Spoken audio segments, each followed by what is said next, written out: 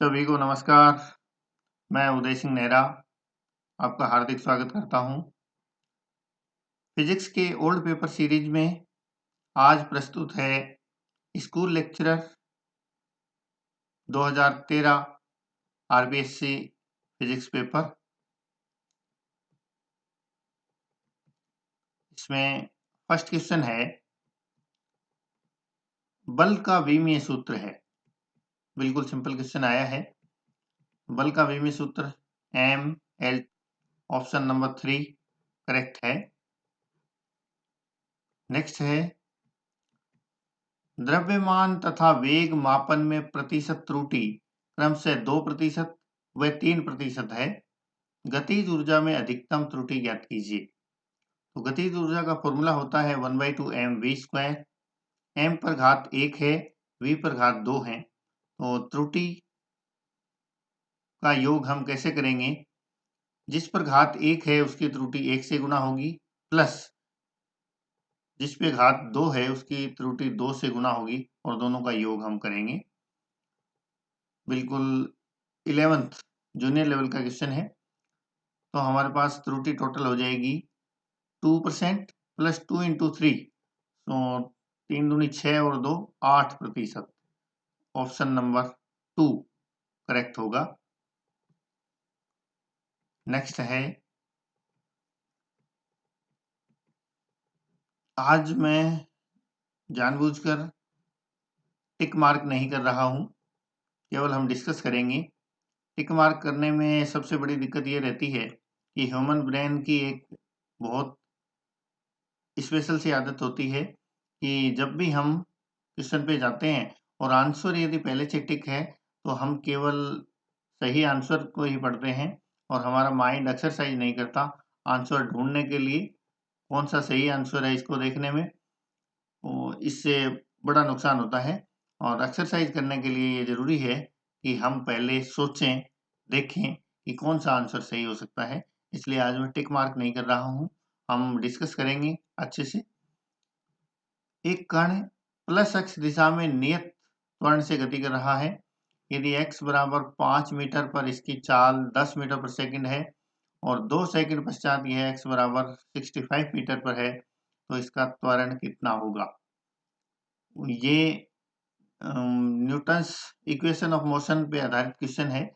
गति के जो 3 समीकरण हैं उन पे आधारित बिल्कुल सिंपल सा क्वेश्चन है। गति का दूसरा समीकरण इसमें लगेगा। x बराबर 5 मीटर पे है और चाल दे रखी है और 2 सेकंड बराबर पर x बराबर 65 मीटर पे है। तो दूरी कितनी तय की? 65 माइनस 5 60 मीटर। टाइम अपने को दे रखा है, प्रारंभिक चाल इसकी दे रखी है और नियत त्वरण है। तो यहाँ से त्वरण का मान अपने पास आ जाएगा, निकल जाएगा x बराबर ut plus half at square से और आंसर आएगा 20 मीटर पर सेकंड स्क्वायर। इजी क्वेश्चन है, करके देखिएगा। नेक्स्ट क्वेश्चन है, एक फुटबॉल खिलाड़ी एक गेंद को 36 से 37 डिग्री के कोण पर 20 मीटर पर सेकंड की गति से ठोकर मारता है। ये मानते हुए कि गेंद एक ऊर्ध्व तल में गति करती है, गेंद की क्षैतिज परास क्या है? दे रखा है sin 37 डिग्री बराबर ये और g बराबर ये। तो ये प्रोजेक्टाइल का क्वेश्चन है। रेंज उसकी हमें ज्ञात करनी है। रेंज का फॉर्मूला होता है r बराबर u square sine 2 theta by g. सारे मान हमें दिए हुए हैं। u प्रारंभिक वेग दे रखा है। साइन 2 थीटा को हम 2 साइन थीटा कोस थीटा में तोड़ लेंगे। साइन थीटा का मान ये रहा और कोस का मान यहाँ से, साइन का मान 3/5 है। तो त्रिकोण में ये पाइथागोरियन त्रिक है 3 4 5, कोस का मान 4/5 हो जाएगा। ये वैल्यू रखेंगे, जी की वैल्यू दे रखी है, आंसर हमारा आ जाएगा इसमें 38.4 मीटर। करके देखिएगा, बहुत अच्छा क्वेश्चन है। और ये जो पेपर है ये न केवल स्कूल लेक्चरर के लिए बल्कि असिस्टेंट प्रोफेसर और लेक्चरर टेक्निकल एजुकेशन के लिए भी उतना ही इम्पोर्टेंट है। नेक्स्ट क्वेश्चन है, ये बहुत अच्छा क्वेश्चन है। किसी कण पर दो बल F तथा F लग रहे हैं, सेम बल हैं, उनका परिणामी बल भी F है, तो दोनों बलों के मध्य कोण कितना होगा? सीधा सिंपल फॉर्मूला इसमें लगेगा। दो बलों का परिणामी या दो सदिशों का परिणामी हम ज्ञात करते हैं। समांतर चतुर्भुज नियम से R square equal to P square plus Q square plus 2pq cos theta. यहाँ से पी क्यू आर तीनों का मान एफ है, थीटा यहाँ से ज्ञात हो जाएगा, हमें कंडीशन मिल जाएगी और थीटा आएगा 120 डिग्री। बहुत अच्छा क्वेश्चन है ये। नेक्स्ट क्वेश्चन है, जब दो संहति यानी द्रव्यमान m1 व m2 बराबर बल F इन पे कार्य करता है तो दोनों संहतियों द्वारा प्राप्त त्वरणों का अनुपात A1 अनुपात A2 क्या होगा? पूरी फिजिक्स है क्वेश्चन में। F बराबर ma, न्यूटन का सेकंड लॉ।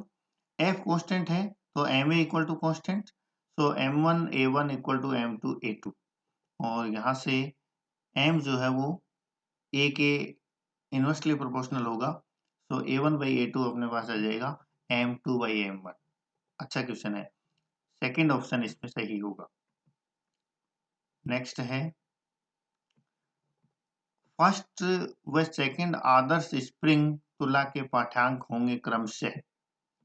ये दो स्प्रिंग दे रखी हैं, नीचे 4 kg द्रव्यमान लटका रखा है और दोनों स्प्रिंग एकदम प्रत्यास्थ हैं, एकदम आइडियल हैं, तो इनके पाठ्यांक क्या होंगे?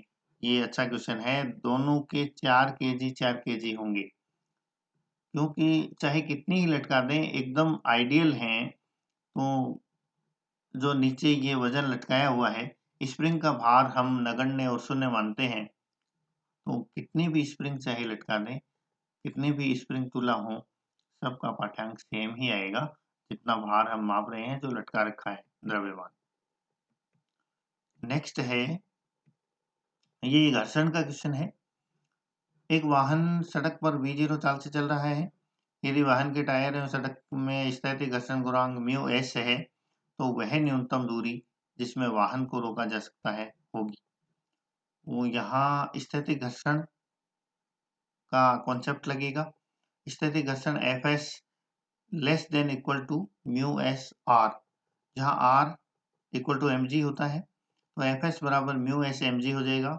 न्यूटन का दूसरा नियम लगाएंगे तो Fs बराबर हो जाएगा m इंटू as, जहाँ as त्वरण है या मंदन है घर्षण के कारण, वहां से as बराबर अपने पास आ जाएगा μs इंटू g।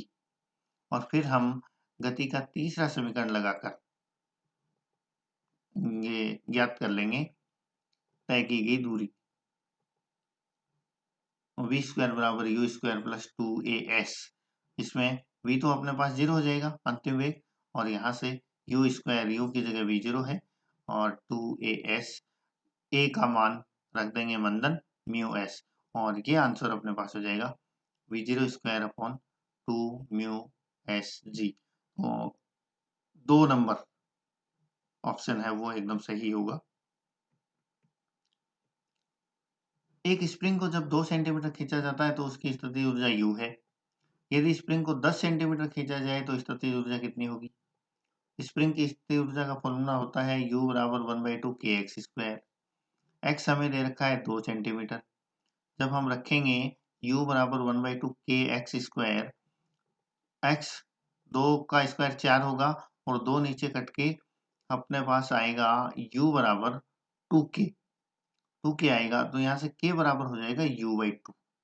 अब दूसरी स्थिति देखिए, 10 सेंटीमीटर जब खींचेंगे तो स्थितिज ऊर्जा कितनी हो जाएगी? 1/2 kx स्क्वायर। k का मान u/2 रखेंगे और x का मान 10 रखेंगे, 10 का स्क्वायर 100, तो 100/4 यानी 25u। ऑप्शन सही होगा चौथा। बहुत अच्छा क्वेश्चन है। नेक्स्ट है, 5 मीटर प्रति सेकंड के वेग से गतिशील एवं द्रव्यमान का कण एक समरूप स्थिर कण से सम्मुख प्रत्यास्थ टक्कर करता है, प्रथम कण का अंतिम वेग होगा। देखो बहुत टक्कर का क्वेश्चन है, प्रत्यास्थ टक्कर करता है। जब कोई कण समान द्रव्यमान के दूसरे कण से टक्कर करता है और प्रत्यास्थ टक्कर होती है तो कण अपनी पूरी की पूरी ऊर्जा दूसरे कण को दे देगा, तो पहले कण का अंतिम वेग 0 हो जाएगा और दूसरा कण पहले कण के वेग से गतिमान हो जाएगा, तो हमारा आंसर होगा 0 मीटर पर सेकंड। फोर्थ आंसर सही होगा। किसी ठोस गोले का उसके व्यास के प्रति जड़त्व आघूर्ण 2/5 है m² तो सेकंड जो आंसर है वो एकदम ओके होगा, सही होगा। अगला है एक पिंड पर लगाए गए बल आघूर्ण और उसकी घूर्णन गतिज ऊर्जा निम्न प्रकार से व्यक्त किए जाते हैं। बल आघूर्ण होता है R cross F R cross F यानी पहला और तीसरा आंसर हो सकते हैं। फिर घूर्णन गतिज ऊर्जा ये होती है 1/2 I ओमेगा स्क्वायर, I दोनों में है ओमेगा, ओमेगा किसी में नहीं है, ओमेगा होता है V/R, स्क्वायर करेंगे तो V²/R², तो ऑप्शन नंबर 3 सही होगा। नेक्स्ट है यदि सरल आवर्त गति कर रहे कण की आवृत्ति f है तो इसकी गतिज ऊर्जा की आवृत्ति कितनी होगी? गतिज ऊर्जा की आवृत्ति हमेशा कण की आवृत्ति की दुगनी होती है, तो हमारा आंसर होगा फोर्थ 2f। निम्न में कौन सा व्यंजक प्रणोदित दोलक को दर्शाता है? अब देखिए पहला जो व्यंजक है ये नॉर्मल सरल आवर्त गति का अवकल समीकरण है, दूसरा किसी का नहीं है, तीसरा ये अवमंदित सरल आवर्त गति का समीकरण है और चौथा इक्वेशन हमारा आंसर है जो प्रणोदित दोलन को दर्शाता है। इसमें ये जो लास्ट वाली टर्म है ये प्रणोदित बल को दर्शा रही है, वो ऑप्शन होगा 4। नेक्स्ट है पृथ्वी से पलायन वेग 11.2 किलोमीटर पर सेकंड है। पृथ्वी की तुलना में मंगल की त्रिज्या व सहती लगभग आधी वह 1/10 है। मंगल ग्रह से पलायन वेग क्या होगा? पलायन वेग का कॉन्सेप्ट हमें पता होना चाहिए। पलायन वेग का सूत्र क्या होता है? v बराबर होता है √2gr, g बराबर gm/r² रखें तो अपने पास सूत्र आ जाएगा √2gm/r।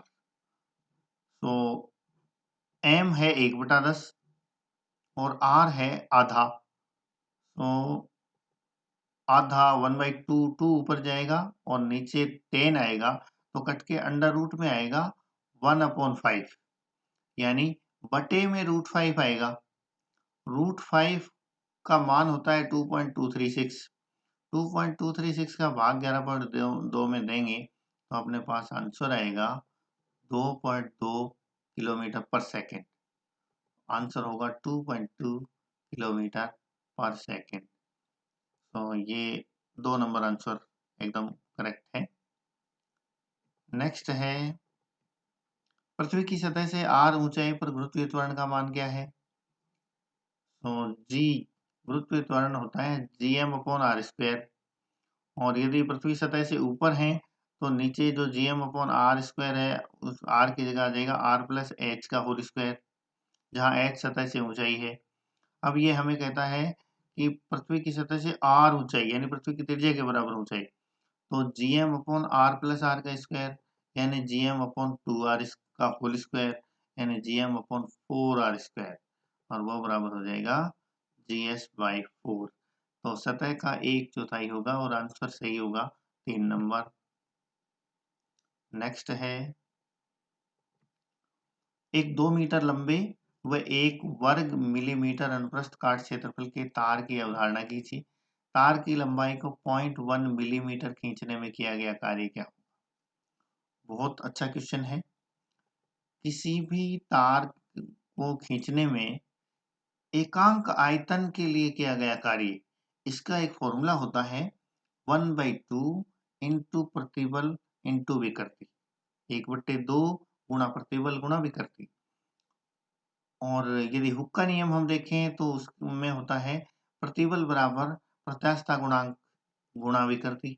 तो यहाँ से प्रतिबल की वैल्यू रख दें क्योंकि यहाँ हमें प्रतिबल तो दे नहीं रखा, तो प्रतिबल की वैल्यू रखेंगे तो अपने पास फॉर्मूला बनेगा किया गया कार्य बराबर 1/2 गुणा प्रतिबल और गुणा 1/2 गुणा प्रत्यास्थता गुणांक और गुणा विकृति का स्क्वायर।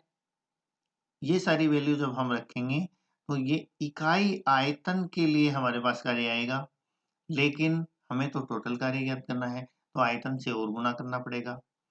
तार हमारा बेलनाकार है तो उसका आयतन कितना होगा? पाई r² L। पाई r² अनुप्रस्थ काट हमें दे रखा है और एल लंबाई भी दे रखी है। तो कैसे निकालेंगे? 1/2 इंटू वाई का मान ये रहा और इंटू विकृति का स्क्वायर। विकृति कितनी है? विकृति होगी लंबाई में वृद्धि बटे प्रारंभिक लंबाई यानी 0.1 और बटे 2 और इसका होल स्क्वायर रहेगा और मिलीमीटर को 10⁻³ मीटर में रखना पड़ेगा। ये कैलकुलेशन आप करेंगे और फिर ए से और गुणा करेंगे, ए इंटू एल यानी आयतन से गुणा करेंगे तो आपके पास इसका आंसर आएगा और आंसर आएगा 5 इंटू 10⁻⁻4 जूल। बहुत अच्छा क्वेश्चन है, करके देखिएगा। कॉन्सेप्ट पर आधारित क्वेश्चन है। नेक्स्ट है एल लंबाई तथा ए काट क्षेत्र के तार का यंग प्रत्यास्थता गुणांक y है। यदि तार की लंबाई को दुगना तथा काट क्षेत्र को आधा कर दिया जाए तो तार का यंग प्रत्यास्थता गुणांक कितना हो जाएगा? बहुत ही कॉन्सेप्चुअल क्वेश्चन है। हमें ये ध्यान होना चाहिए कि यंग प्रत्यास्थता गुणांक न तो लंबाई पे निर्भर करता है न काट क्षेत्र पे निर्भर करता है, वो तो केवल तार के पदार्थ पे निर्भर करता है। पदार्थ हम चेंज नहीं कर रहे हैं तो ये केवल y का y ही रह जाएगा और आंसर सही होगा 2 नंबर। नेक्स्ट है चित्र में एक केस नली पानी के एक सिरे पर डूबी हुई दिखाई गई है। यदि PA वायुमंडलीय दाब है तो बिंदु A पर दाब कितना होगा? तो बिंदु A पर दाब, ये हमें ध्यान होना चाहिए कि जब भी इस तरह से कोई केस नली होती है और उसमें द्रव ऐसे चढ़ता है तो जो दाब है इस अवतल सतह के लिए दाब A बिंदु पर वायुमंडलीय दाब से कम होता है। कितना कम होता है? तो ये 2s/r कम होता है। अपने पास फॉर्मूला आएगा 3 नंबर PA माइनस 2s/r, ये अपने पास फॉर्मूला आएगा। तो 3 नंबर ऑप्शन सही होगा। नेक्स्ट है दिया हुआ है कि बर्फ का घनत्व 0.92 ग्राम प्रति घन सेमी है और समुद्री पानी का घनत्व 1.03 ग्राम प्रति घन सेमी है। तो समुद्री पानी से बाहर बर्फ का अंश उसके कुल आयतन का कितने प्रतिशत है? ये भी बहुत अच्छा क्वेश्चन है। इसमें हमें आर्किमिडीज की थ्योरी पता होना चाहिए। आर्किमिडीज का सिद्धांत ये कहता है कि जब भी किसी वस्तु को पूर्ण या आंशिक रूप से द्रव में डुबोया जाता है तो उसके द्वारा लगाया गया उत्प्लावन बल उस द्रव के हटाए गए भार के बराबर होता है। इसका मतलब क्या होगा कि बर्फ का भार बराबर हटाए गए जल का भार होगा। जितना बर्फ का भार होगा उतना ही हटाए गए जल का भार होगा, यानी W1 बराबर W2 होगा। इसका मतलब M1G इक्वल टू M2G होगा। G से G घट जाएगा तो M1 इक्वल टू M2 होगा। इतनी बात हो गई। अब द्रव्यमान होता है आयतन गुणा घनत्व, यानी M equal to V into rho. So V1 rho equal to V2 rho होगा। यहाँ से हम ज्ञात कर लेंगे V1 by V2 equal to rho by rho. दोनों साइड एक में से घटा देंगे। बहुत अच्छा क्वेश्चन है ये। 1 minus V1 by V2 equal to 1 minus rho by रो1।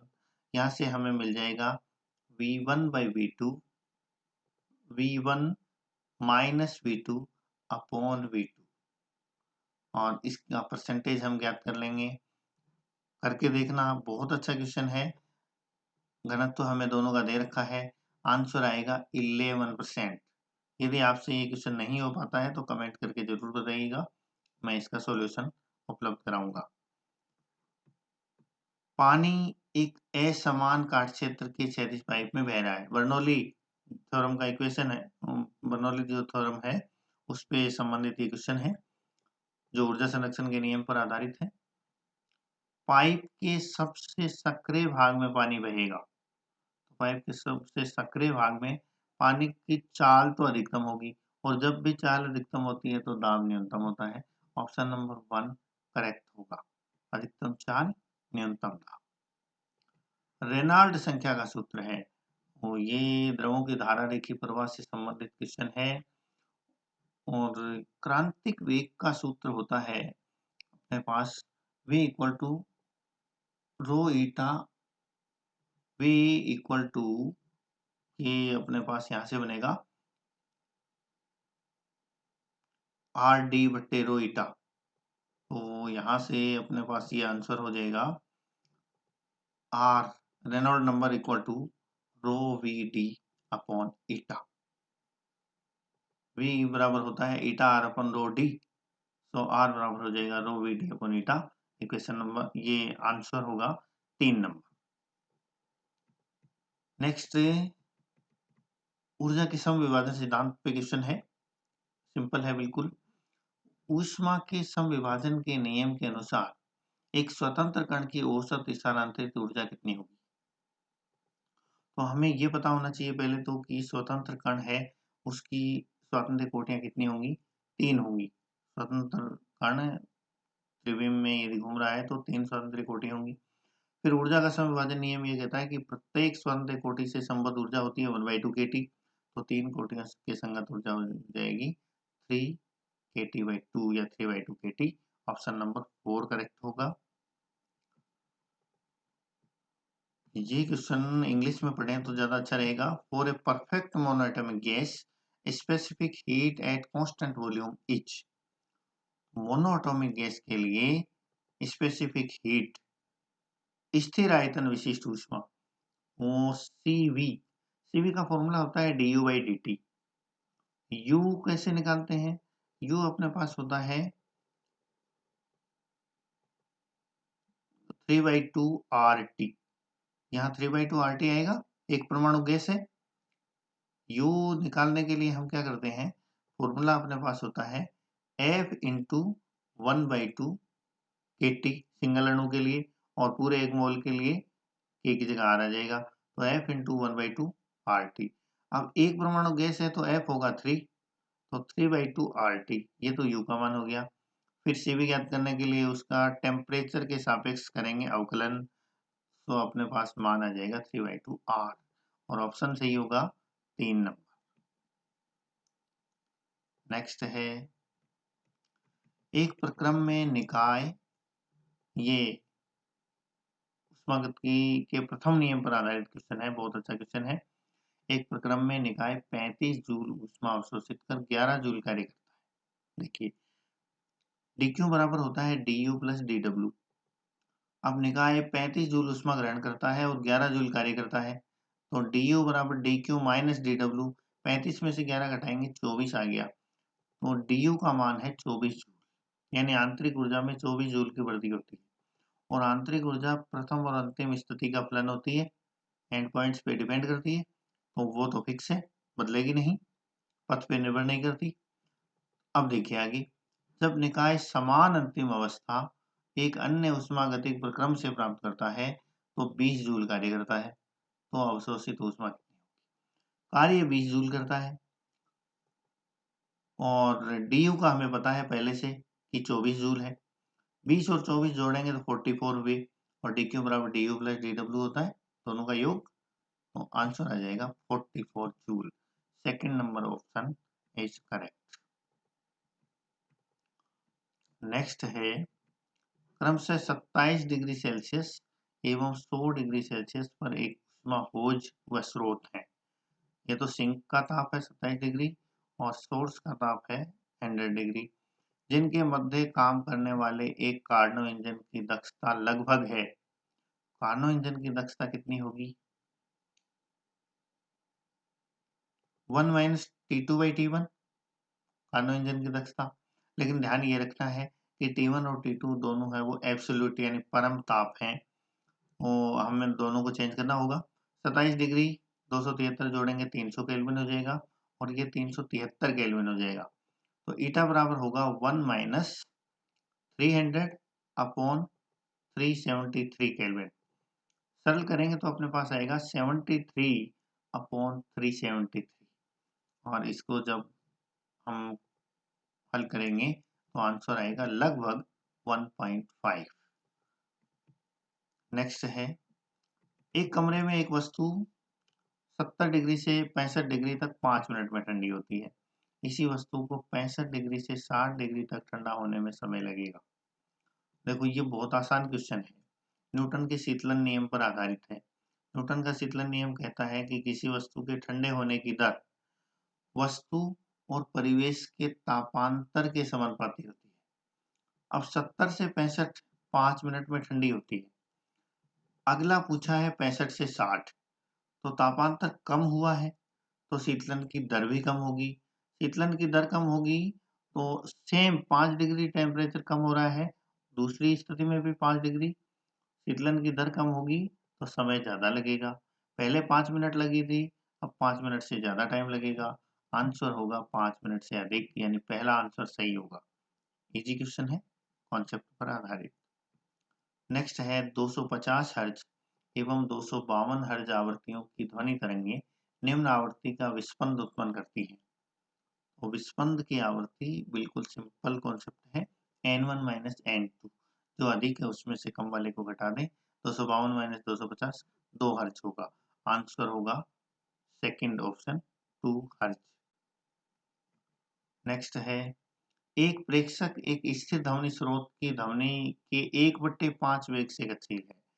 प्रेक्षित आवृत्ति वास्तविक आवृत्ति से कितने प्रतिशत अधिक होगी? अब देखो यहाँ ऑब्जर्वर गतिशील है, डॉपलर इफेक्ट का एक क्वेश्चन है। ऑब्जर्वर गतिशील है तो चेंज क्या होगा? फॉर्मूला होगा v plus v observer upon v into new frequency. 1/5 है, इससे गतिशील है, तो जो न्यूमरेटर होगा वो होगा v प्लस v अपॉन 5, यानी 6/5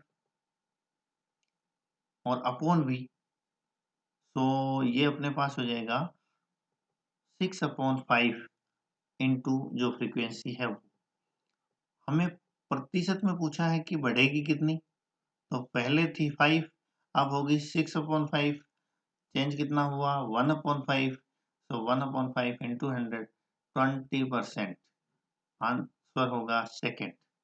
इजी क्वेश्चन है। नेक्स्ट क्वेश्चन है क्रांतिक कोण पे आधारित पूर्ण आंतरिक परावर्तन का क्वेश्चन है। एक प्रिज्म के एक फलक पर लंबवत आपतित एक प्रकाश की किरण पूर्णतः परावर्तित हो जाती है। यदि थीटा 60 डिग्री हो तो ग्लास का हवा के सापेक्ष अपवर्तनांक। इसमें पूर्ण आंतरिक परावर्तन का और क्रांतिक कोण का कॉन्सेप्ट लगा है। ये देखो, ये थीटा 60 डिग्री है, 60 डिग्री पे आपतित किरण हो रही है पूर्ण आंतरिक परावर्तित। पूर्ण आंतरिक परावर्तित होने के लिए आपतन कोण का मान क्रांतिक कोण से ज्यादा होना चाहिए। अब आपतन कोण 60 डिग्री है और पूर्ण आंतरिक परावर्तन हो रहा है, इसका मतलब हमारा जो क्रांतिक कोण है वो 60 डिग्री से कम है।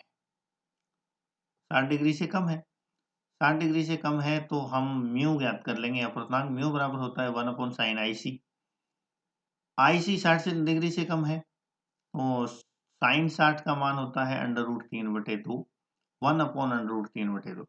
IC कम हो सकता है, ज्यादा नहीं है, तो जो डिनोमिनेटर है वो √3/2 से कम हो सकता है, यानी हमारा अपवर्तनांक 2/√3 से ज्यादा हो सकता है। आंसर आएगा 4। अच्छा क्वेश्चन है, दिमाग लगाने वाला। नेक्स्ट है, ये इजी सा क्वेश्चन है। 10 सेंटीमीटर फोकस दूरी का एक अपसारी लेंस 5 सेंटीमीटर फोकस दूरी के अपसारी लेंस के संपर्क में रखा है। संयोजन की शक्ति होगी, तो शक्ति का फॉर्मूला होता है 1/f, जबकि f मीटर में हो। यहाँ सेंटीमीटर में है तो 100/f। अभिसारी लेंस की फोकस दूरी होती है धनात्मक, 100/10, प्लस का 10 डायोप्टर आ गया। फिर अपसारी लेंस है, अपसारी लेंस 100/5 यानी 20 डायोप्टर, लेकिन अपसारी लेंस की माइनस की होती है, तो प्लस का 10 माइनस का 20 माइनस का 10 डायोप्टर। आंसर आएगा 1 नंबर, ये हो जाएगा। नेक्स्ट है संयुक्त सूक्ष्मदर्शी में अभिदर्शक द्वारा बनने वाला प्रतिबिंब होता है। संयुक्त सूक्ष्मदर्शी में अभिदर्शक बनने वाला, ये 2 नंबर ऑप्शन सही होगा। वास्तविक होता है, आवर्धित होता है और उल्टा होता है। नेक्स्ट है, ये गाउस के नियम पर आधारित क्वेश्चन है। एक बंद सतह के अंदर की ओर और बाहर की ओर का विद्युत फ्लक्स क्रम से 8 गुणा 10⁻³ और 4 गुणा 10⁻³ न्यूटन मीटर स्क्वायर प्रति कूलम है। सतह के अंदर नेट आवेश कितना होगा? तो फाई इक्वल टू होता है क्यू अपॉन एप्सिलॉन 0। यहाँ से क्यू कितना आएगा?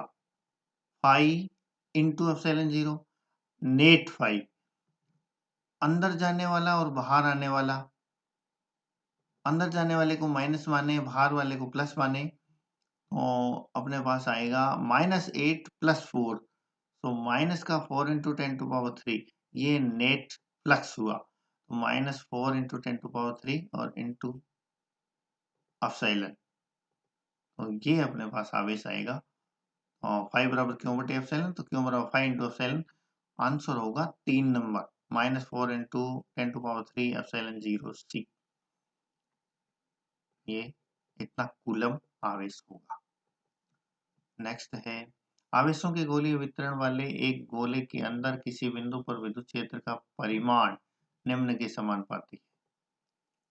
आवेशों के गोलीय वितरण के लिए, गोले के अंदर विद्युत क्षेत्र, आवेशों के गोलीय वितरण के लिए, इसका मतलब ये हुआ कि ये जो गोला है ये एक अचालक गोले के भांति व्यवहार करेगा और इसके अंदर वितरण है वो गोलीय वितरण है, पूरे आयतन में समान रूप से फैला हुआ है, तो गोले के भीतर विद्युत क्षेत्र की तीव्रता समानुपाती होगी R के, और हमारा आंसर सही होगा 1 नंबर। नेक्स्ट है, दिए गए विद्युत द्विध्रुव के कारण अक्षीय रेखा पर x दूरी पर स्थित बिंदु पर विद्युत क्षेत्र का परिमाण E है और द्विध्रुव के कारण निरक्षीय बिंदु पर x दूरी पर स्थित बिंदु पर विद्युत क्षेत्र का परिमाण होगा। तो हम जानते हैं कि द्विध्रुव की x पर विद्युत क्षेत्र का मान निरक्ष के मान से डबल होता है। निरक्ष का पूछा है तो x की तुलना में आधा हो जाएगा, आंसर होगा 2, E/2। नेक्स्ट है, एक समांतर प्लेट संधारित्र, बहुत अच्छा क्वेश्चन है। समांतर प्लेट संधारित्र है जिसकी प्लेटों के मध्य हवा है, इसकी धारिता 8 पिकोफैरेड है, ठीक है।